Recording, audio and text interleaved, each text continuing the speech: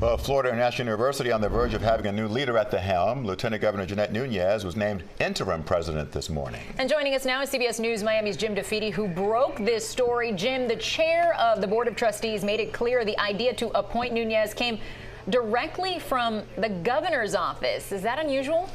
You know, it's refreshing that they were so candid and said the quiet part out loud. Normally, we assume that the governor had played a role in getting Jeanette Nunez the role of president of FIU, but now we have confirmation of it. I'm told from my sources that the first conversations about placing Jeanette Nunez into that role took place about 4 to 6 weeks ago, and then went on a fast track fairly quickly. Now, it is highly unusual to see this sort of political interference, but we're seeing it more and more across Florida. We saw it with New College over on the West Coast when the governor installed Richard Corcoran, a former House Speaker there, and now we're seeing it with Jeanette Nunez. Now, the danger, of course, is that if you politicize these positions, you could end up in a situation where a new governor comes in and decides that naming university presidents is part of the prerogative of being governor, and he will therefore start replacing university presidents across the state. The other part of this that is troubling for a lot of people is the notion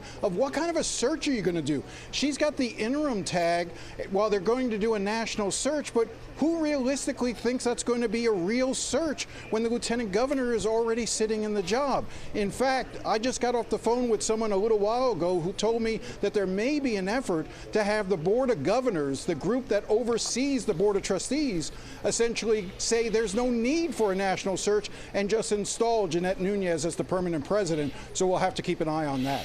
Certainly interesting, Jim, because under Ken Jessel, the current president, FIU just named one of the top 50 public universities in the country, so certainly didn't seem like there would be a need based on the performance of the school. What are the other political dominoes that you foresee now, Jim? Look, this is a fascinating time because you see the governor making all sorts of moves. You know, he appointed Ashley Moody to the United States Senate. He appointed his chief of staff to be the attorney general. He's expected to name one of the leading senators who supports him, state senators, to be the chief financial officer. And now he gets to decide who the next lieutenant governor will be to serve in the remaining 2 years.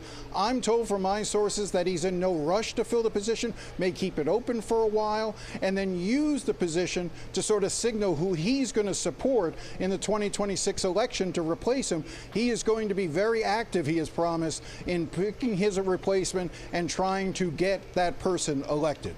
Looks like the political chess game continues here in Florida. Jim DeFede, thanks for your insight tonight.